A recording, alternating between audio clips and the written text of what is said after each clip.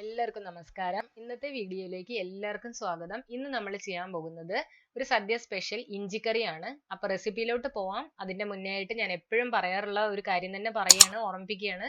ഇതുവരെ സബ്സ്ക്രൈബ് ചെയ്യാത്തവർ ഇപ്പൊ തന്നെ ഒന്ന് സബ്സ്ക്രൈബ് ചെയ്യുക. സബ്സ്ക്രൈബ് ചെയ്യുമ്പോൾ അതിന്റെ തൊട്ടടുത്തുള്ള ബെല്ലൈക്കൺ കൂടെ പ്രസ് ചെയ്യാൻ മറക്കരുത്. എങ്കിൽ മാത്രമേ ഞാനിടുന്ന എല്ലാ വീഡിയോസും നിങ്ങൾക്ക് നോട്ടിഫിക്കേഷൻ കിട്ടുള്ളൂ.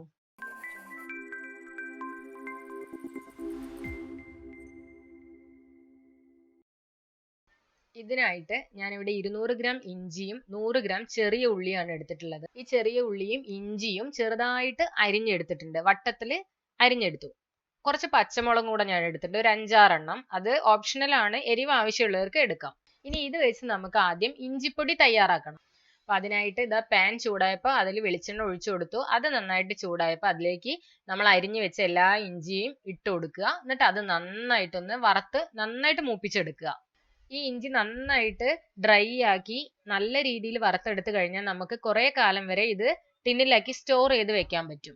അങ്ങനെ നമ്മൾ സ്റ്റോർ ചെയ്ത് വെക്കുകയാണെങ്കിൽ നമുക്ക് പെട്ടെന്ന് ഒരു സദ്യ ഉണ്ടാക്കണം എന്ന് തോന്നിക്കഴിഞ്ഞാൽ ആ സമയത്ത് നമുക്ക് ഈ പൊടി വെച്ച് ഇഞ്ചിക്കറി ഉണ്ടാക്കാൻ പറ്റും. ഇപ്പൊ ഇതാ ഇഞ്ചി അത്യാവശ്യം ഡ്രൈ ആയി വന്നിട്ടുണ്ട്, നന്നായിട്ട് മൂത്ത് കിട്ടിയിട്ടുണ്ട്. ഇനി ഇതിനെ നമുക്ക് കോരി മാറ്റി വെക്കാം. എന്നിട്ട് ബാക്കിയുള്ള ചെറിയ ഉള്ളിയും പച്ചമുളകും കൂടെ വറുത്തെടുക്കാം. ഇപ്പൊ ഇത് ആ എണ്ണയിലേക്ക് തന്നെയാണ് ഞാൻ ആ ചെറിയ ഉള്ളിയും പച്ചമുളകും ഇട്ട് കൊടുക്കുന്നത്. ഇനി ഇതും നന്നായിട്ട് ഡ്രൈ ആയിട്ട് ഫ്രൈ ചെയ്തെടുക്കുക. ഈ ഇഞ്ചിപ്പൊടി തയ്യാറാക്കി വെക്കാനേ നമുക്ക് ബുദ്ധിമുട്ടുള്ളൂ, അതേ കുറച്ച് സമയം എടുക്കുന്ന കാര്യമുള്ളൂ. അത് ഉണ്ടാക്കി വെച്ച് കഴിഞ്ഞാൽ കറി ഉണ്ടാക്കാനാണെങ്കിൽ നമുക്ക് എളുപ്പമാണ്. അതുകൊണ്ട് കുറച്ച് ആദ്യം ഉണ്ടാക്കുമ്പോൾ തന്നെ കുറച്ച് പൊടി ഉണ്ടാക്കി വെക്കുകയാണെങ്കിൽ നമുക്ക് ഇടയ്ക്കൊക്കെ സദ്യ ഉണ്ടാക്കാനായാലും ഒക്കെ എളുപ്പമാണ്. ഇനി ഈ ഉള്ളി നന്നായിട്ട് മൂത്ത് വരുമ്പോൾ നമുക്ക് നേരത്തെ വറുത്ത് വെച്ച ഇഞ്ചി മിക്സിയിൽ പൊടിച്ചെടുത്തതാണ്, അതും കൂടെ ഇതിലേക്ക് ചേർത്ത് ഇളക്കി കൊടുക്കാം.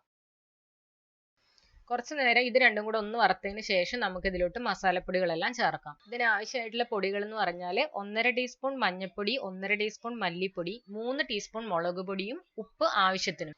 ഇതെല്ലാം ഞാനിപ്പോൾ ഇതിലോട്ട് ചേർത്ത് കൊടുക്കുകയാണ്. ഇതെല്ലാം കൂടെ ഒന്ന് ചേർത്ത് മിക്സ് ചെയ്തെടുക്കുക. അതിനെ ഇത് ഒന്ന് നന്നായിട്ടൊന്ന് ചൂടാകുന്നവരെ മിക്സ് ചെയ്തെടുത്തതിന് ശേഷം നമുക്കിതിനെ വേറെ പാത്രത്തിലേക്ക് മാറ്റി വെക്കാം. ഇപ്പൊ ഇതാണ് ഞാൻ വറുത്ത് മാറ്റി വെച്ചതാണ്. ഇതുപോലെ നല്ല ഡ്രൈ ആയിരുന്ന നമുക്ക് ഒരുപാട് കാലം ഇത് കേടുകൂടാതെ സൂക്ഷിക്കാൻ പറ്റും. ഒരു നല്ല എയർ ടൈറ്റ് ആയിട്ടുള്ള ഒരു കണ്ടെയ്നറിൽ ഇട്ട് സൂക്ഷിച്ചാൽ മതി. അപ്പൊ നമുക്ക് ആവശ്യമുള്ള സമയത്ത് ഉപയോഗിക്കാൻ പറ്റും. ഇനി ഇതിൽ നിന്ന് കുറച്ചെടുത്ത് നമുക്ക് ഇഞ്ചി കറി വെക്കുന്നത് എങ്ങനെയാ നോക്കാം. അപ്പൊ ഇഞ്ചി കറി വെക്കാനായിട്ട് കുറച്ച് പുളി ഞാൻ വെള്ളത്തിലിട്ട് വെച്ചിട്ടുണ്ട്. ഞാനിപ്പോ കുറച്ചെടുത്ത് കാണിക്കുന്നേ ഉള്ളൂ ഇഞ്ചി കറി ഉണ്ടാക്കുന്നത്. അപ്പൊ അതുകൊണ്ട് ചെറിയൊരു പാൻ അടുപ്പിൽ വെച്ചിട്ടുണ്ട്. അതിലേക്ക് ചൂടാവുമ്പോൾ ആവശ്യത്തിന് വെളിച്ചെണ്ണ ഒഴിച്ചു കൊടുക്കാം. ആ വെളിച്ചെണ്ണ ചൂടാവുമ്പോൾ അതിലേക്ക് കടുകും കറിവേപ്പിലയും ഇട്ട് കൊടുക്കാം. ഇനി ഇതിലേക്ക് നമ്മൾ നേരത്തെ വറുത്ത് വെച്ചിരിക്കുന്ന ഇഞ്ചിപ്പൊടി ഇട്ട് കൊടുക്കുകയാണ്. ഞാനിപ്പോൾ 1.5 ടീസ്പൂൺ ഇഞ്ചിപ്പൊടിയേ എടുക്കുന്നുള്ളൂ, കുറച്ച് ക്വാണ്ടിറ്റിയേ ഞാൻ ചെയ്യുന്നുള്ളൂ. അപ്പോൾ ആവശ്യത്തിന് അനുസരിച്ച് എടുക്കാം. ഇതൊന്ന് മിക്സ് ചെയ്തതിന് ശേഷം അതിലേക്ക് നേരത്തെ എടുത്തു വെച്ച പുളി പിഴിഞ്ഞൊഴിച്ചു കൊടുക്കാം. ഇതിലേക്ക് ആവശ്യത്തിന് വെള്ളം കൂടെ ചേർത്ത് കൊടുത്ത് ഒന്ന് തിളപ്പിച്ചെടുക്കുമ്പോൾ നമ്മുടെ ഇഞ്ചിക്കറി റെഡിയായി. ഇത് തിരുവനന്തപുരം സ്പെഷ്യൽ ഇഞ്ചിക്കറിയാണ് കേട്ടോ. തിരുവനന്തപുരംകാരുടെ സദ്യയിലെ സൈഡ് ഡിഷുകളിൽ ആദ്യം വിളമ്പുന്ന ഐറ്റമാണ് ഈ ഇഞ്ചിക്കറി.